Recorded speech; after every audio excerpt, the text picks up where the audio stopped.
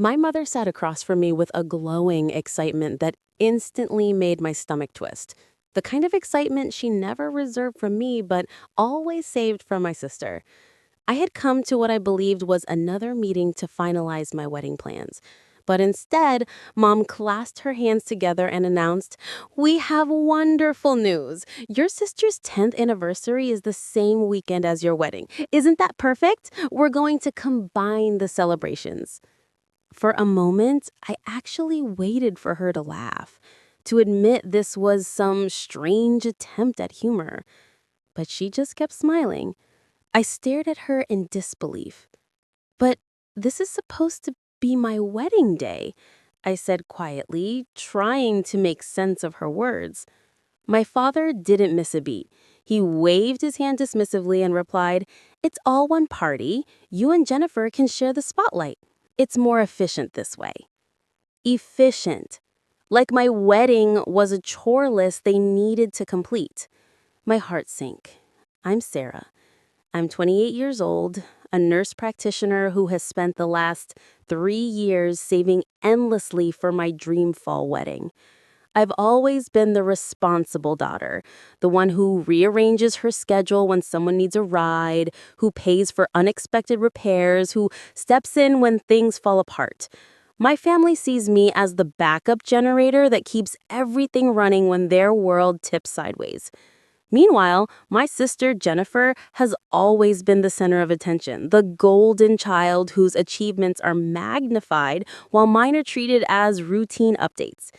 And now they had decided that my wedding, the day I had dreamed of since I was a teenager, should play second fiddle to her anniversary. 6 months earlier, when I'd first announced my engagement to Michael, I was bursting with joy. We picked October 15th because I'd always imagined a fall ceremony with crisp air, warm colors, and cozy lights. When I mentioned the date to my parents, they acted thrilled. "That's wonderful, sweetheart," Mom said, and Dad nodded in approval. For months, everything felt normal.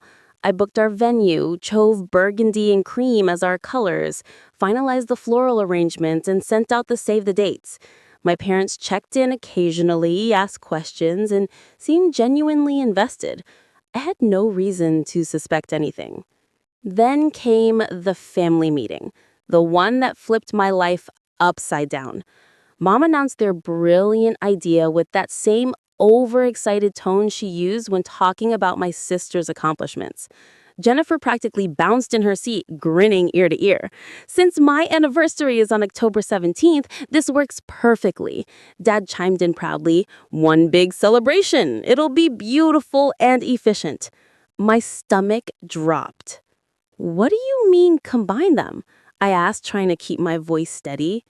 Mom leaned in and said, "Jennifer deserves a big celebration for her milestone anniversary. And this way, you two don't have to do everything separately. It's perfect."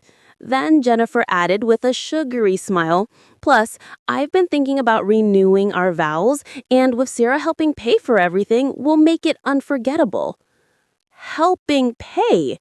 Those words echoed in my mind like a siren. Everything inside me tightened. Something wasn't right.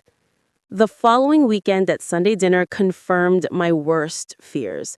Extended family members came up to congratulate Jennifer, not me, on the combined event.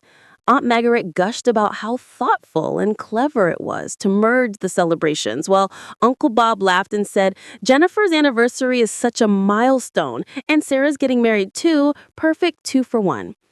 Everyone kept referring to Jennifer's anniversary as the main celebration and my wedding as some convenient add-on.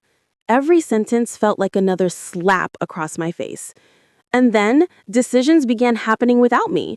The color scheme was switched to gold and ivory, Jennifer's favorites. My burgundy theme was dismissed as too dark for a joyful anniversary. The ceremony location was changed at the last minute because the renewal ceremony needed more space. The decor, the flower choices, the music playlist, everything now centered around Jennifer. Every time I tried to voice my opinion, Mom said, "Don't worry about the details. Jennifer has experience with big celebrations. Let her lead the way." What she really meant was step aside. At my own engagement party, things got worse. Dad stood up with a wine glass and announced loudly, "Tonight we're celebrating Jennifer's decade of marriage. It's an amazing achievement. And of course, Sarah's little starter marriage, too." The room erupted in laughter. Starter marriage? As if me and Michael were just practicing for our real one? I sat there humiliated, wishing I could disappear. But the real blow came when Mom handed me a stock of final vendor contracts during a planning meeting. "Should we need to talk about finances?" she said gently, as if she were doing me a favor. I opened the packet and felt my vision blur. The costs, the deposits, the totals, everything added up to $63,000. And my name was listed as the sole payer. I looked up slowly. "This says I'm paying for everything." Dad nodded matter-of-factly. "Well, Jennifer shouldn't have to pay for your wedding expenses." I shook my head. "This isn't my wedding. This is mostly her anniversary party." Jennifer just smiled and said, "You're lucky you get to celebrate alongside our milestone. Not everyone gets that chance."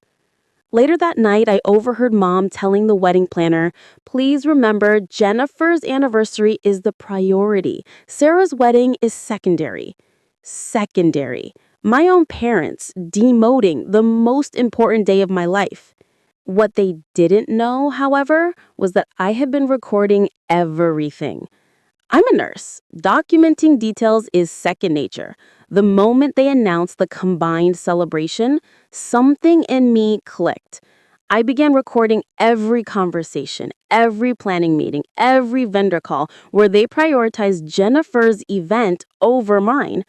Hours of evidence. While they were busy designing Jennifer's dream anniversary on my wallet, I was secretly building something else, my escape plan. Every extra shift I said I was working, those were meetings with alternative vendors. Every doctor's appointment I pretended to have, those were consultations for a backup wedding. The more I dug, the more I discovered. My parents had promised Jennifer this extravagant anniversary months before I got engaged. They'd planned to fund it with my savings the moment I announced my wedding. I wasn't just a backup plan. I was the financial plan. Michael, my fiancé, was horrified. He said, "They're literally stealing your wedding day. You can't let them ruin this." And he was right. So we quietly booked a beautiful garden venue for the weekend before the combined event.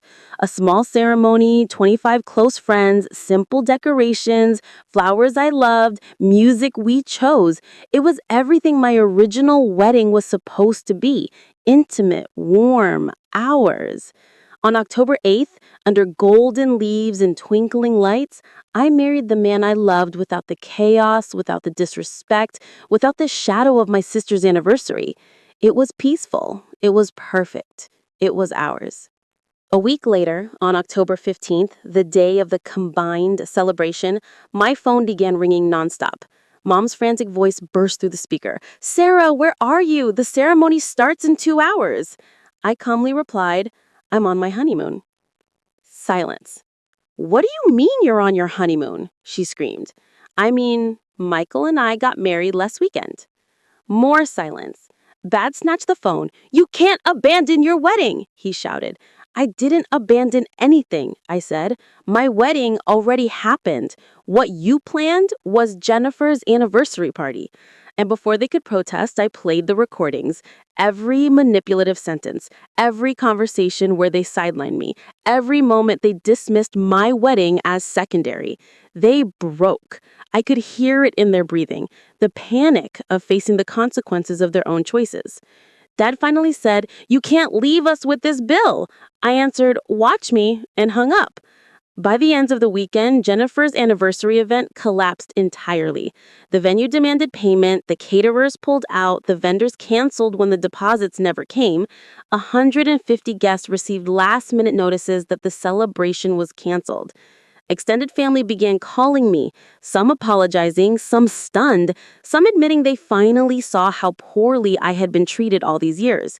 Jennifer's marriage went into turmoil from the embarrassment and the financial disaster. My parents tried to apologize eventually, but only after they were forced to face the mess they created. As for me, I sat beside the ocean on my honeymoon with Michael's hand in mine and realized something huge.